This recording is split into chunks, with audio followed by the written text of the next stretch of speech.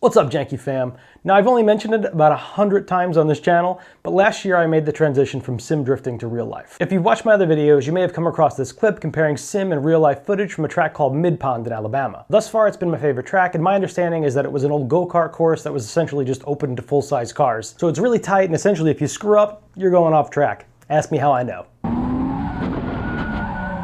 I found this track pretty early in the season, but being new and wanting to avoid wrecking the car I just built, I spent a ton of time practicing Midpond on sim before I visited there in person for the first time. While I was there, I was able to get some decent footage, so I figured I'd use that to talk through exactly how realistic sim drifting is to real life. So let's jump in. This first clip is in car, and right off the bat you can see how similar my lines are with that quick transition in the beginning. There are parts where I deviate, but this is probably more due to the inconsistency in my laps versus anything else. You can see similar hand motions where I'm letting the wheel slide through my hands, as well as giving it little nudges in towards the turn to help extend the drift on that sweeper. You can't see it with the camera angle, but clutch and throttle inputs are also very similar, where I'm coming off throttle in between transitions to catch grip. Then on parts of the track like this longer sweeper, I am burying the throttle to help keep the car sideways. And I even pull the hydro at similar points, which you'll see later in the video. So from a motor skills perspective, sim drifting is almost a 100% translation to real life.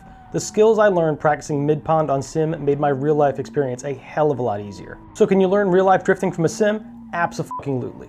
I wanted to make a point of saying that because the rest of this video does lean a little more heavily into where they're different. For example, sim definitely does not prepare you for the G-forces you're going to feel inside the car. It definitely feels faster in real life, and maybe that's just the realization of, oh, I could really hurt myself. Then of course there's the extra feedback like the braking point of the tires, the suspension loading up, and so on, that when you drift in real life very much impacts how you attack a corner. And that seems to be one of the main things people struggle with when moving from real life to sim. As good as Assetto is at mimicking the feelings in the steering wheel, I think real life drifters rely a lot more heavily on seat of the pants feel than they actually realize. But once you retrain your mind, I would 100% say that running on both could make you a better driver for the seat time, if nothing else. This drone footage is definitely not one of my better runs, but I'm going to share it anyway. I thought this one was a good example of how track conditions can be pretty much impossible for sim to mimic 100%. I mean, going through the sweeper, you can see literal potholes, rough pavement, dirt on the track, and spots where it's dried unevenly, and this part of the track would feel consistent in game, but not so much in real life. But overall, you can see how similar the lines and even the speed around track is between both. My car, of course, doesn't shoot 20-foot flames, but this 350Z mod does a really great job of simulating my actual car. And that's another thing sim drifting does well, is simulate how different types of cars handle. No mod is 100% accurate, but they're generally close enough that you can feel the difference between longer and shorter wheelbase cars, for example. Another thing sim drifting does well is emulating modifications, as well as levels of modification.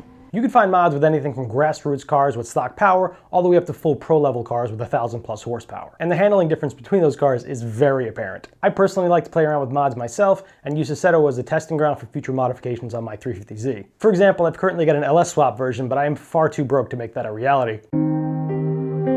Jumping back in the car here, I really need to invest in one of those mixed reality setups, but for now this is the best I can do.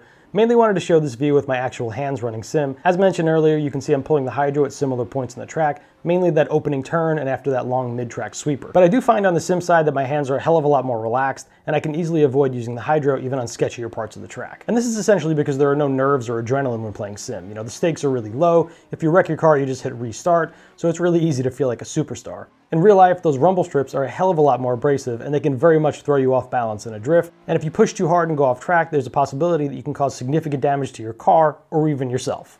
And that's something that sim realistically can't translate. I mean, I guess you could have someone come and slap you in the face every time you go off track to up the stakes, but I think most folks are just going to find themselves driving more conservatively in real life. Anyway, on to the more official verdict.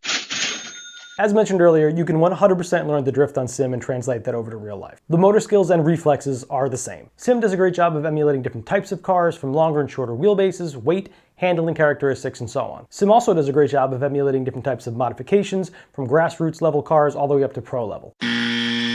The lack of G-force does leave quite a bit on the table, but the realism from the rest of the experience, including steering feel, does a pretty amazing job of making up for that. It's incredibly difficult to emulate real-life track conditions. You can set weather, temperature, and such in-game, but in real life, tracks dry unevenly, and there's debris and imperfections in the pavement that can't be fully simulated. If you're sitting in your living room, there's only so much sim can scratch the itch in terms of nerves and adrenaline. I'm sorry to say, but that's probably something you can only get from real-life track experience.